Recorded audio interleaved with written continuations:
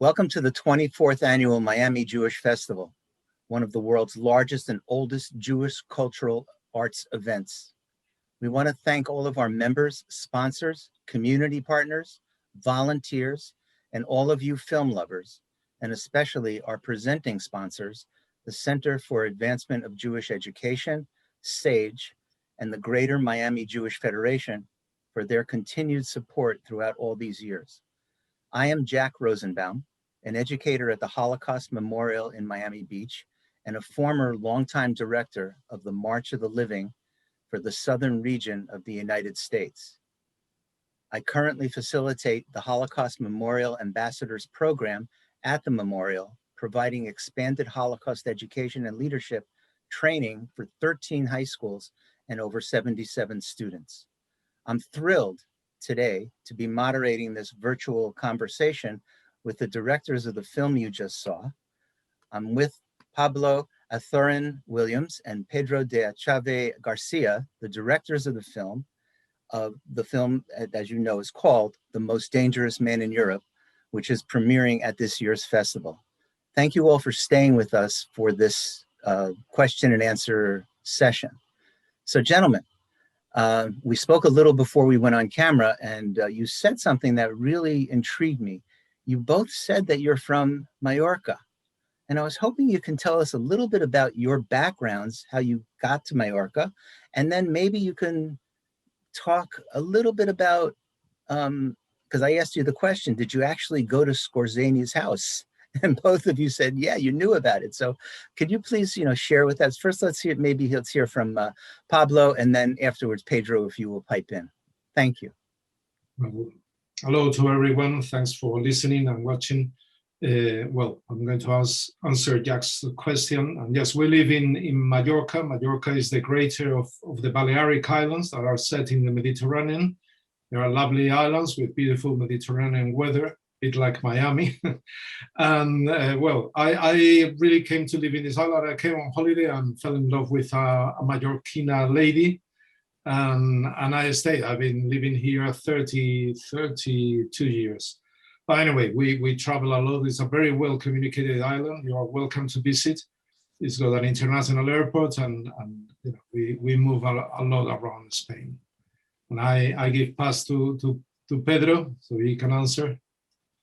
Well, I was living all my life here because my father came from the north of Spain to work here, building hotels. My father was building hotels and houses for the tourists, and I lived here all my life, and I'm very fine here. Yeah, the house of Scorseni, that is one of the points. Yeah. Well, Peter came across the house of Scorseni. We worked too for the regional TV of the Balearic Islands, and Peter is a great researcher, and he found out, about the Scorseni, that he used to spend his summers. Scorseni came to live in Spain at the beginning of the 50s. And he bought this house very much to spend his summer days in Mallorca, sunbathing, and he had a boat and enjoying life. And we know that he met with many Nazis in that house. It was not a very luxurious house, but in a beautiful location just beside the sea. And so it was a very, very interesting place. And we actually, you will see, you have seen images of the house in the documentary. He was living in Madrid. The business they had were in Madrid. But at summer, he came here, and he has a lot of visits here from people that he knew from a lot of places. But he liked to rest here, to swim, to have a very quiet life in Mallorca. Yeah, the film, his daughter mentioned that she would visit with him there. Did she actually live there after he passed away, or no? Well, we don't think so. She said no. She didn't got the inheritance went to Ilse, to the wife. So really, Waltraud got very little out of the inheritance of Scorseni. I think she came sometimes with the children, with Scorseni's grandchildren, and to visit. But we don't recall she mentioning at any time that she would come to Mallorca after her father's death. Yeah, we can kind of see at the end of the film, she was maybe a little bitter, is what I perceived. I don't know if you guys meant to show that at the end when she's talking about her dad, his legacy. I don't know. I think she had, I don't know. It's very difficult to judge. One doesn't choose his own fathers. I think she knew everything his father had done wrong. And he was, he was a man taken by so many men, without taken by the world and taken by reality. But I don't think he was a very loving father or very caring or very, I don't think he gave the love that a child deserves, from his father. That's my thing. And he had to leave. She had to live with the Scorsese surname till she married, and she immediately changed her surname to Rios.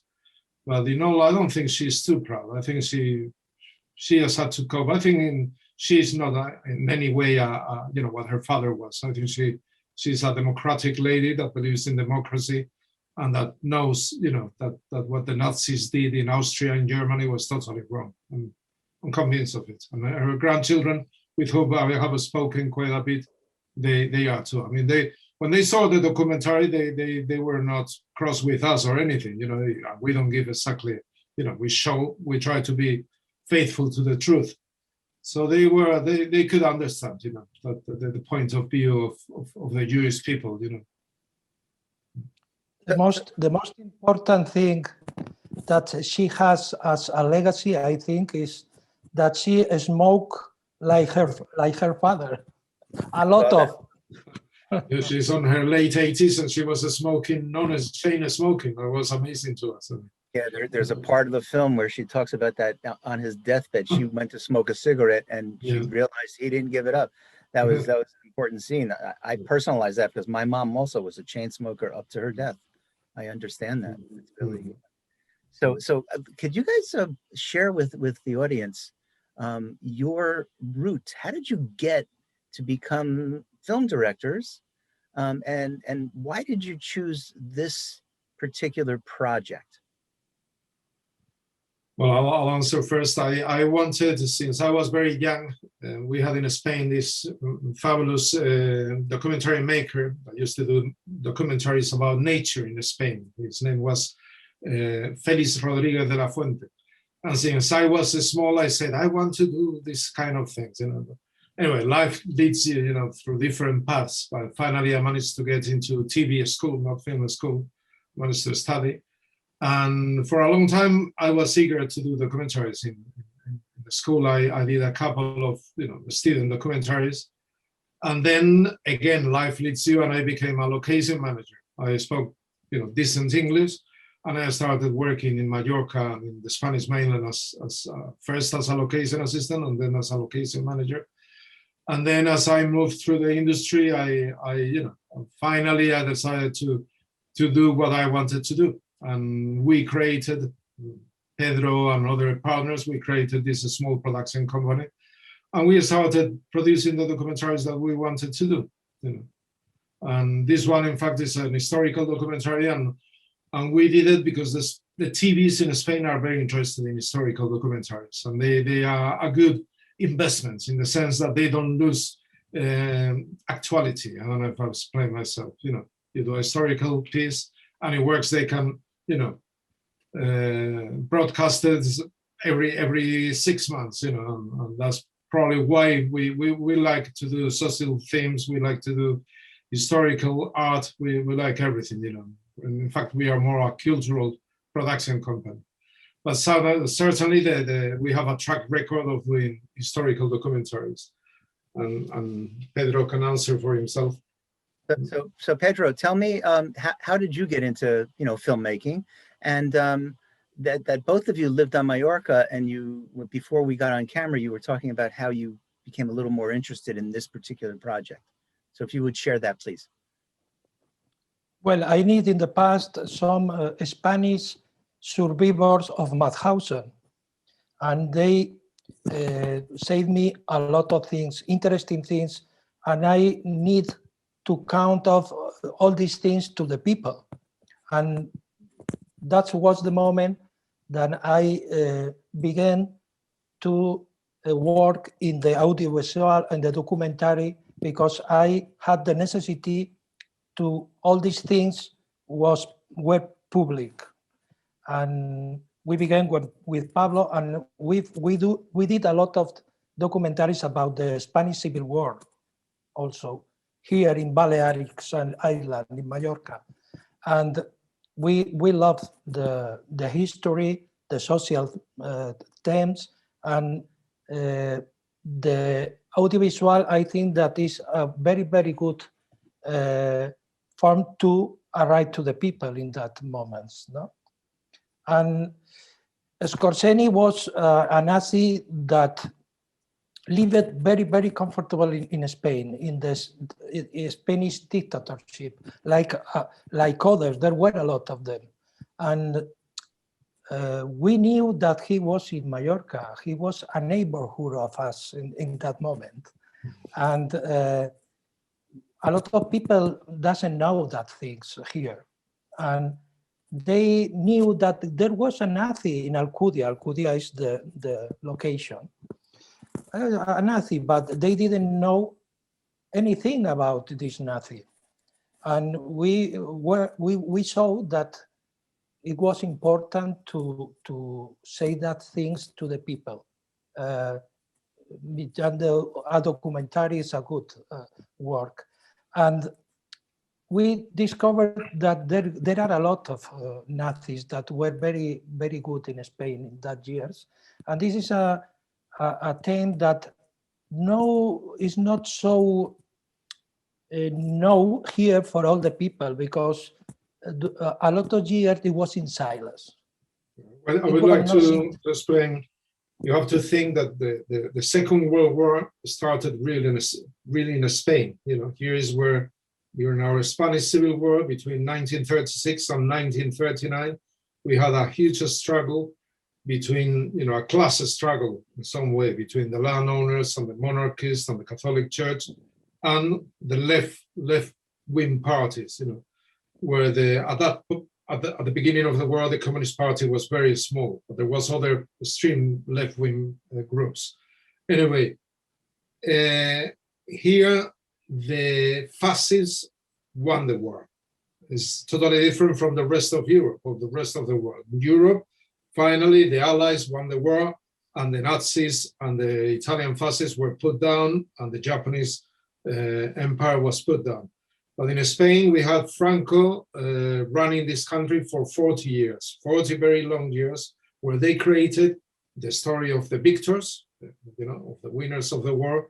And the country was, in some way, it lived in a sort of dark ages, where everything was censorship, where it was a true dictatorship, a true fascist dictatorship.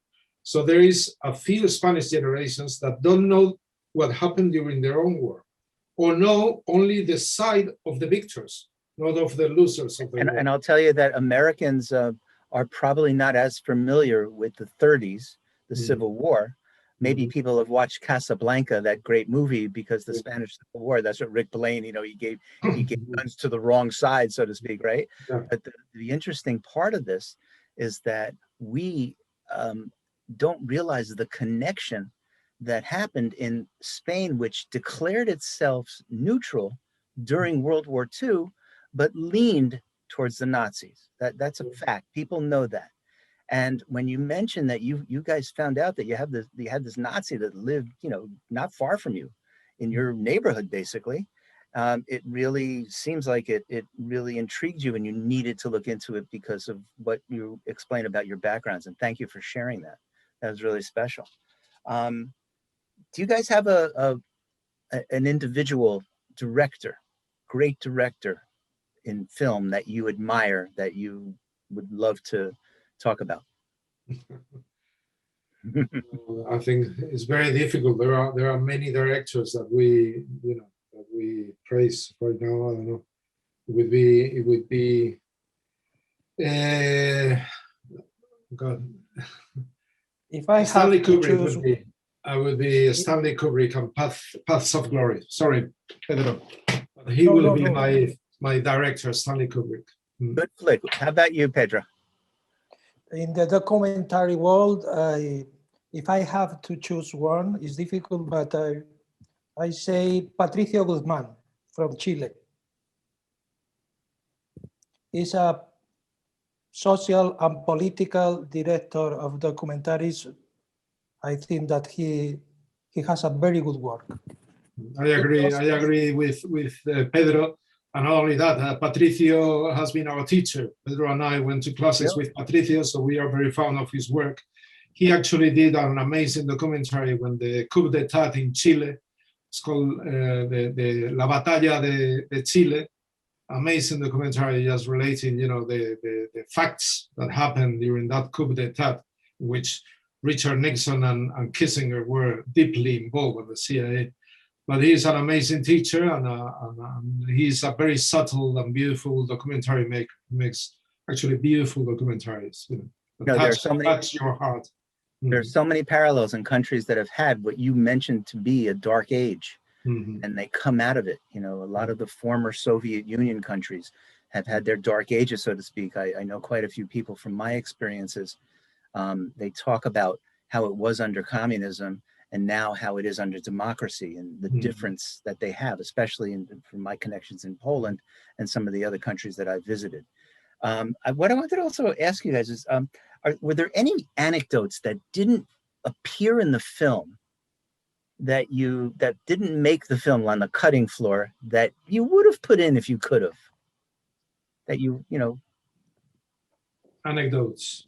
No, Pedro, what do you think? Anécdotas. Sí, que se quedaron fuera, ¿no? Things that we should have maybe put in the film. Maybe you should have put in the film, or there's an anecdote that you had with one of the people you were interviewing, one of the historians, one of the investigators. I'm sure you traveled to Israel. There is a sort of funny stories. Pedro can, or maybe I can do it better than Pedro, but I was not there because I missed that interview. That this was with Almudena Grandes, who is a very famous Spanish novelist. She's very, very famous bestseller in Spain. And she's so famous that we had to work very hard in order to get her agreement to the interview.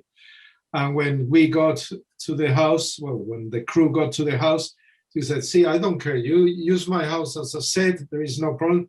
But my orchids are sacred. Please don't touch the orchids." And our Nofre, our friend Nofre, was there helping with the sound. Pedro had not yet started with the questions, and he knocked all the orchids down.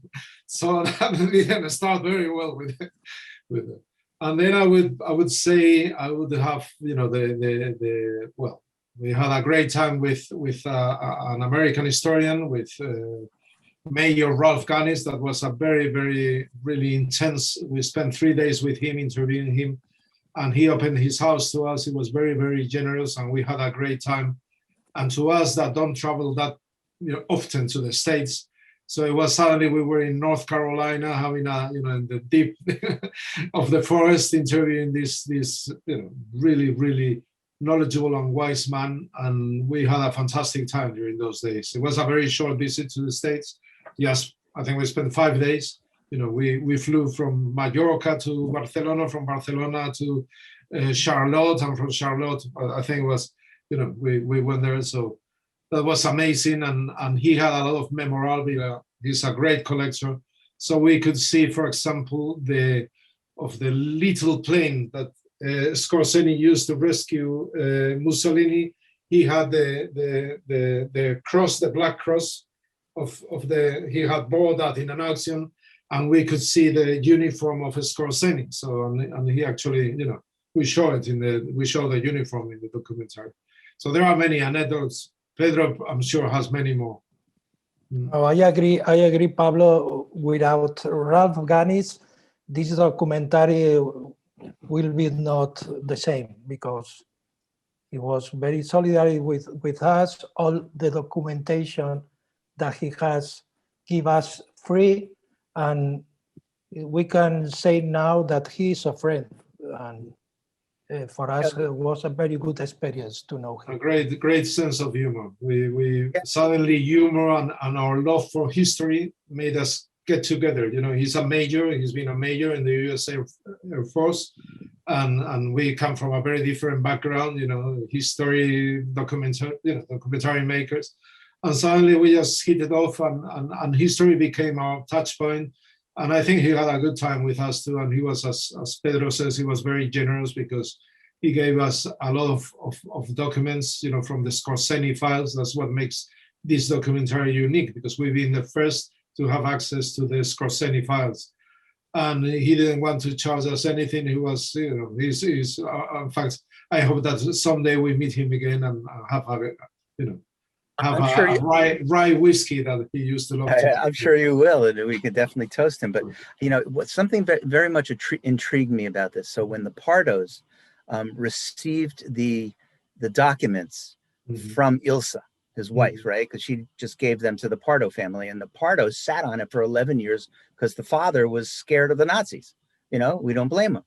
And so the interesting thing is that that intrigued me as a Holocaust educator and one that studies history as well, is that why wouldn't any of the museums around the world or some organizations want to have those documents, and instead the Pardos had to put it up for auction, and Ralph Gannis, he bought it, and he's the one that's following up on this. Well, we know that Luis Maria Pardo tried very hard, and he wrote to many institutions, Spanish institutions, offering these documents. But you know, then it happens too when we are trying to get permits, or we are trying to get documents in Spain, that you need a luck in some way. You, in order to get to the decision makers, sometimes it's not that easy. When you are have the ability or the luck to get to the decision makers, things become, you know, that happens in archives, that happens in many places, you know, that we've been researching, and suddenly it's just getting in touch with the right person in the right moment. And I think there Luis Maria Pardo was not very lucky. He tried, we know that he tried very hard, but he was not lucky with that.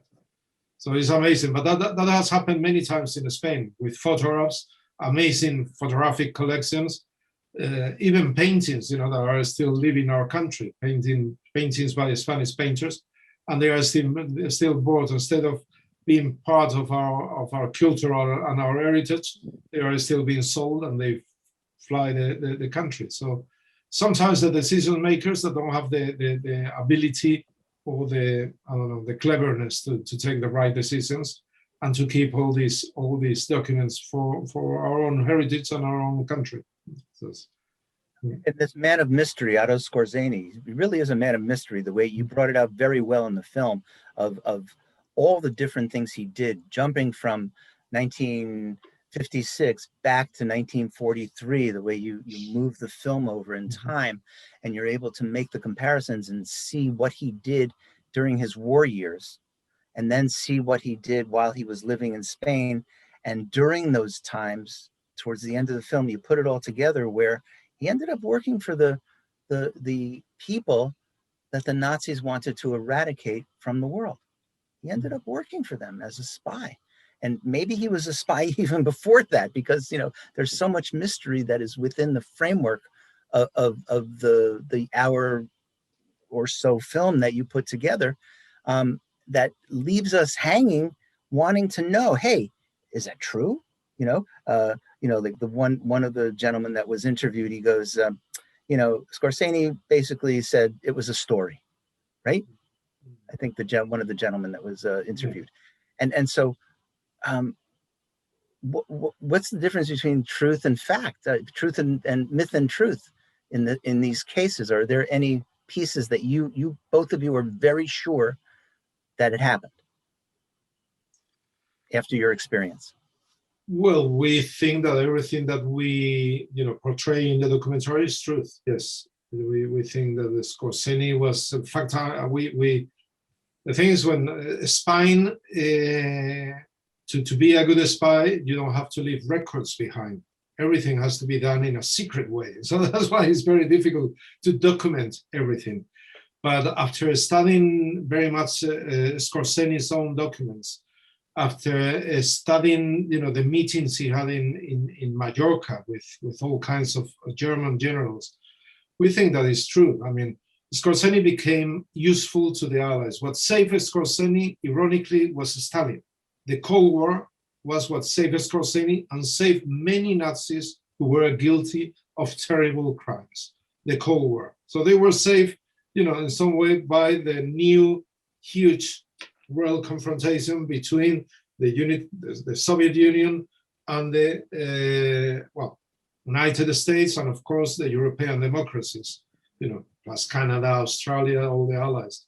And that's what saved them, because then they became one of the things of being a spy or being a secret agent is that, or running a country, is that you have to be pragmatic.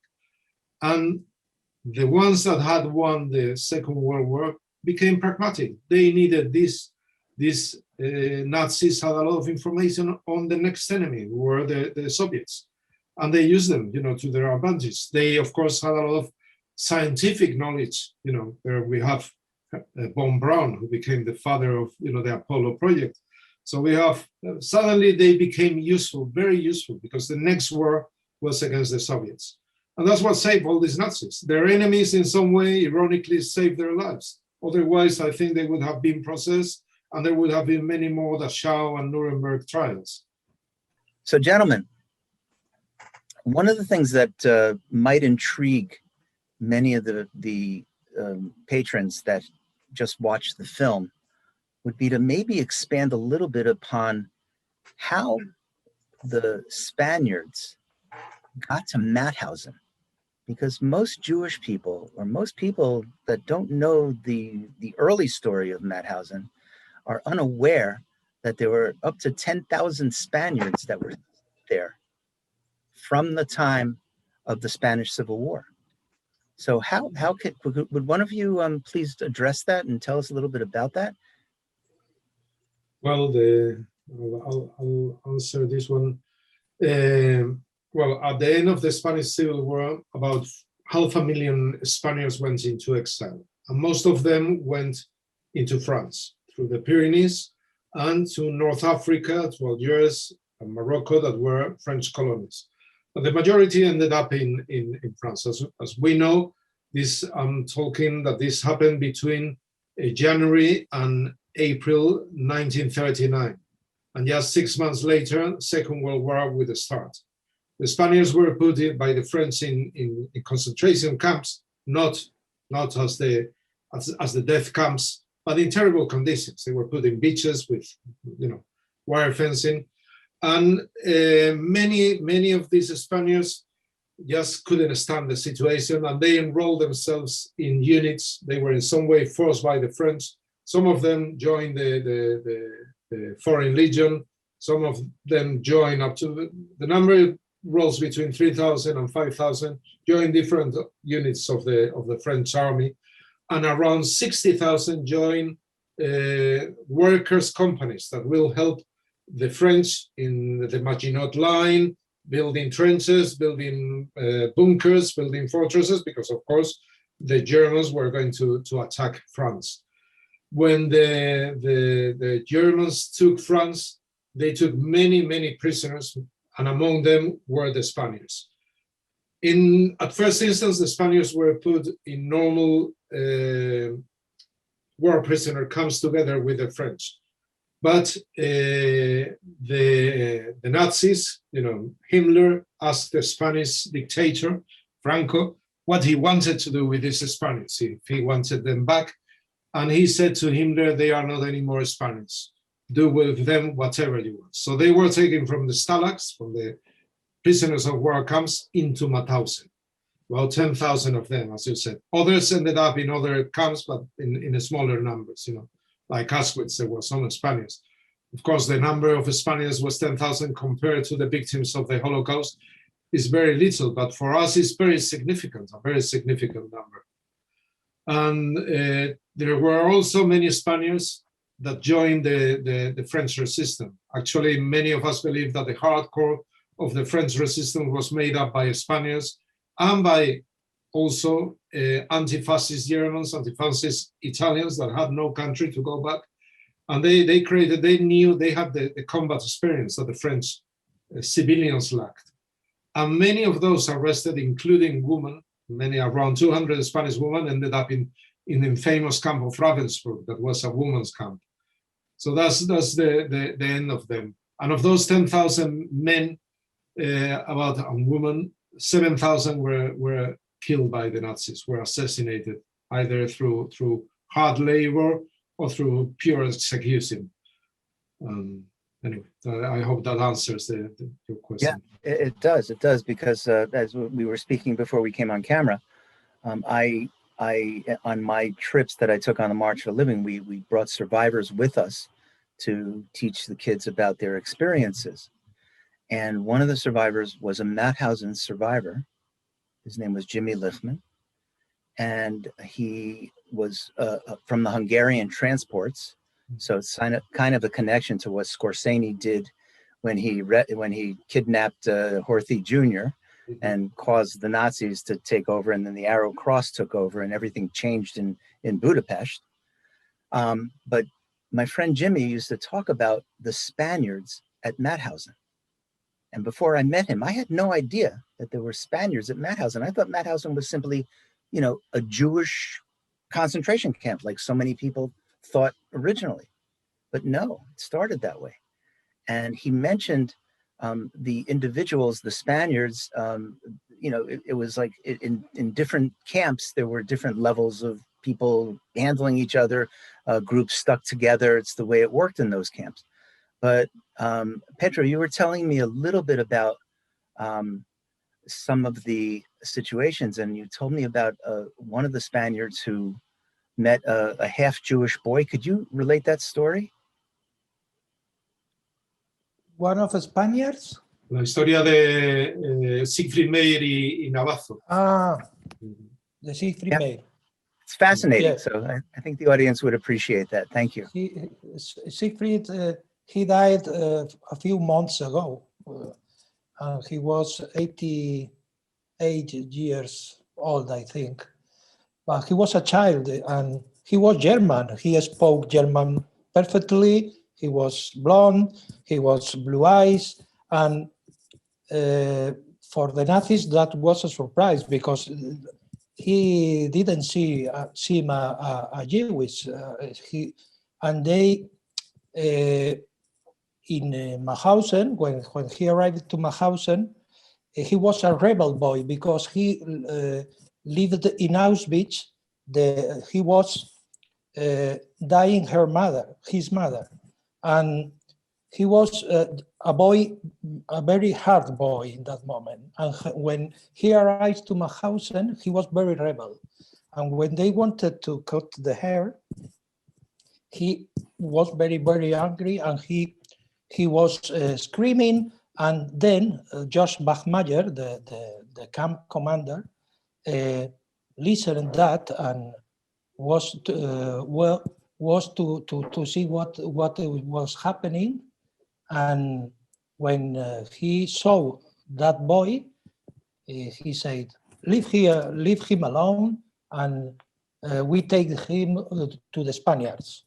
And there was his salvation, because a boy in Matthausen was a very, very difficult life. And the Spaniards, the Republican Spaniards, protected him. And there was, Pablo talked about it, there was one, Navazo, that he was really her adoptive father. And when the war was finished, they were living together in France, and he was his father in the reality. And then Siegfried Meyer was very famous, because he was a very famous singer in France. He was a singer with Jacques Brel, with Georges Moustaki, and then he came to live to Ibiza. And in Ibiza, he was one of the pioneers of the ad-lib mode about clothes in the 60s, 70s. And he was a very, very famous person also in Ibiza. And we made a documentary about him a few years ago, and is the after the ¿cómo se dice niebla? After the smoke. Yeah, it doesn't sound too good in English. That's la niebla. Oh no, right now I cannot translate it. Title of it? After the smoke. I mean, it kind of fits The smoke, yes. the idea of what happened during World War II, for sure. Yeah, And absolutely. it's a documentary about his life. Thank you for sharing that. It's amazing to me as I think about that, because we also talked briefly about the steps at Matthausen. There were 186 steps that went into the quarry, where the Spaniards worked that quarry as well, and so did the Jews and anybody else that was a prisoner there. You were forced to work that quarry. And there were many stories about that the Nazis would throw people off they would carry literally 50 and 60 and 80-pound rocks on their backs up the stairs, the 186 stairs. When I went there, we couldn't walk on the stairs. I was actually there. It's just an incredible place. And there's an eeriness to it. And I think both of you mentioned you didn't have a chance to ever get to Matthausen when you told me this story. But Matthausen is a place of horror, as any other Nazi death camp is. So it leads into my one of the last questions we're going to deal with, is that, okay, Skorzeny was truly a Nazi. You established that very well in the film, but you also established him as an individual that had a family, maybe wasn't so close to them, but just like many other Nazis, they had families that they went back to, because the front wasn't so far from their homes. And they would go back and they would be, probably talk about some of their experiences in fighting, unless it was top secret. So Hitler was, Kaltenbrunner recommended Skorzeny to Hitler to do these special commando operations. And you went through the different ones that he became famous for, that we knew about from after World War II, from the history of World War II, for his amazing work. My question to you is, if indeed he was not Otto Skorzeny, if indeed he didn't have the reputation that preceded him at the end of the war, when he was arrested a few times and put into, internment camps for a few times, and if the Cold War didn't exist, let's say that it didn't exist, then would he have been found guilty of the crimes that they were accusing him of? Well, it's hard to know. I don't know if at the Dachau trials he would have been found guilty or not. That's difficult to know. We found out that he was the Czech Republic, Tito's men, obviously in the satellite of the Soviet Union, because there is, for example, one mission that Skorzeny took that was to capture Mariscal Tito, who became head of the Czech Republic, and that was a failed mission. But of course, he went into at that time Tito was fighting with the partisans, and they had to capture partisans, and they had to torture them and interrogate them to find out where Tito was hiding. So the Czech Republic was actually asking for the extradition. I don't know, I'm not saying the word very well, but was asking for Skorzeny to pay, with the Czech justice. If Dachau would have found enough proof of his crimes, there is in the night of the long knives, the night of the broken glass in Vienna, many synagogues were burned, and the SS were at rampage there, like in anywhere in Austria and in Germany, and probably was an active part, but no proofs were found. Unfortunately, many times justice is not done because the proofs against the criminal are not found, and that's in some way the guarantee we have of the justice. So it's difficult to know. I think if he would have been taken to the Czech Republic, probably he would have found for sure guilty, because he was there and he was interrogating very hard partisans in order to find and to accomplish the mission that had been given to him by Hitler, to capture Tito, to capture and execute him if necessary. Mm-hmm. Yeah, Tito was in Yugoslavia, if I'm not mistaken. Am I correct? Sorry. Yeah. Yes, I'm Yugoslavia. Yes, I'm talking of the present. Yes, it's okay. Yes, I'm mixing the actual. There's so many stories and so many things that happened. There's so many facts from the time of World War II, the Shoah and the Holocaust, that there's so many. I mean, Scorsese, that was a mission that he didn't do because they couldn't do it. They didn't have the right intelligence, is what you're saying. But he did succeed, in rescuing Mussolini, as you showed very well from those films that you had. Those were amazing. Still, the parachutist had a lot to do with that, the success of that mission. It wasn't. Scorsese was there, and Scorsese found where Mussolini was being kept by the Italian government. But I think the success of the mission lies more on the paratroopers than on Scorsese. Really, the paratrooper commanders who designed the mission. Probably many of our audience members saw that as well. They got that Scorsese was he just positioned himself where he'd become famous. Let's put it that way.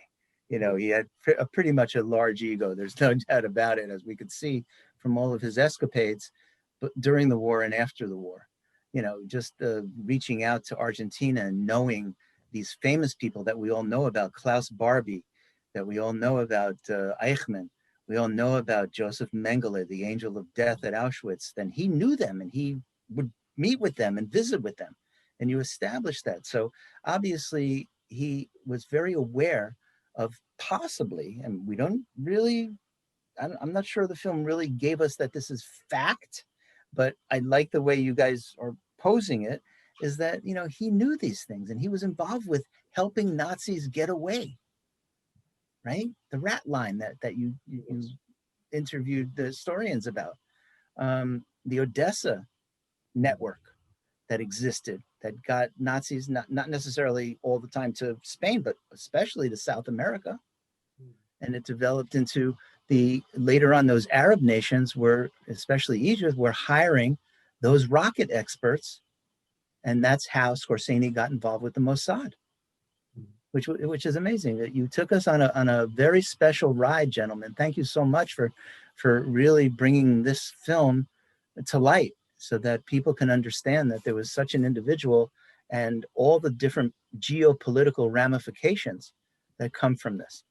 It was really well done. I really appreciate it. I have one last question. When you went to Jerusalem and did you interview Ephraim Zuroff? Yes. Okay. Pedro did.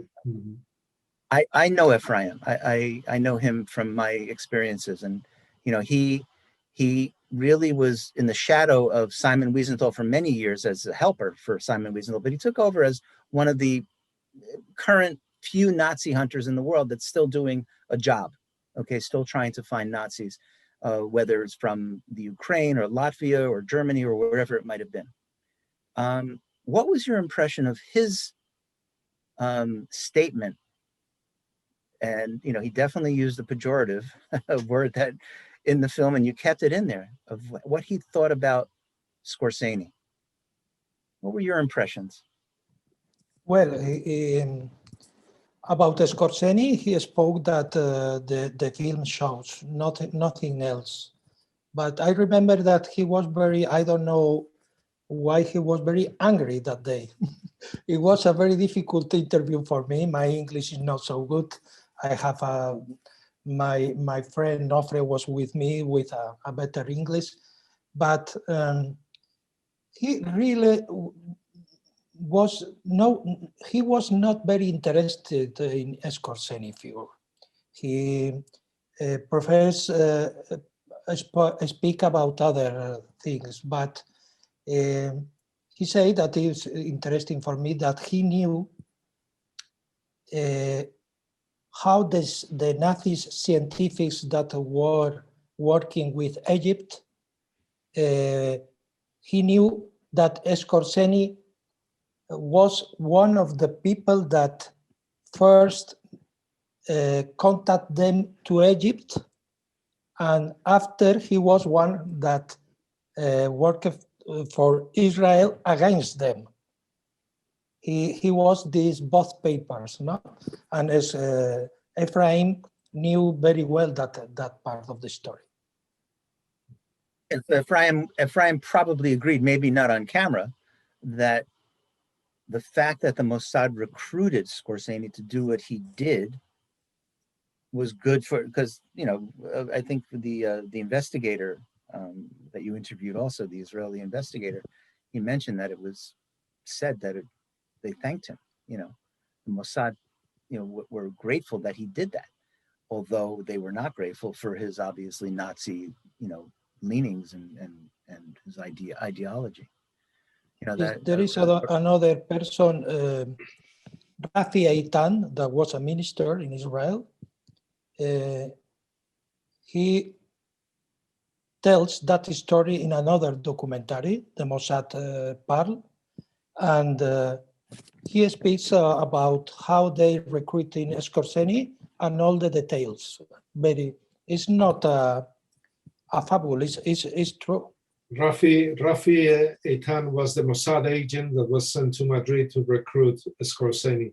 And we wanted to interview him, but he died. Actually, we had a German contact that told us where to find him. But unfortunately, he died 1 month before we started shooting. So that was of course, very sad. He was an old man, but it was sad for us because we wanted his testimony, to explain us how he recruited Skorzeny. As I said before, there is no doubt that the secret services are pragmatic. They see the big picture, and they will associate themselves with the devil, as long as they accomplish the mission that they have to do. And Mossad accomplished the service, and they ended up with the Egyptian rocket plant that would have probably caused many victims in Israel. Something very terrible had that proceeded, not just locally in that area of the world, but it could have blossomed into a larger war for sure, because of the nature of the geopolitical situation at that time. Mm-hmm. Gentlemen, you guys are amazing.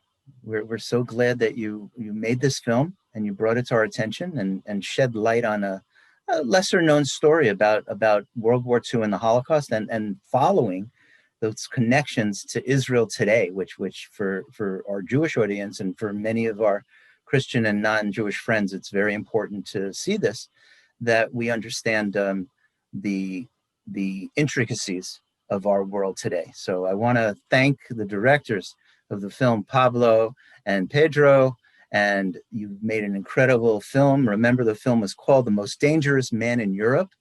That became his moniker after the war for Scorsese, which you should know. And it premiered at this festival, and we're so grateful to all of our members and sponsors, community partners, volunteers, and all of you film lovers. Special thanks to our presenting sponsors, SAGE, the Center for Advancement of Jewish Education, as well as the Greater Miami Jewish Federation, for their continued support through the years. And thank you, our audience, for participating in the 24th Annual Miami Jewish Film Festival. Take care, everyone.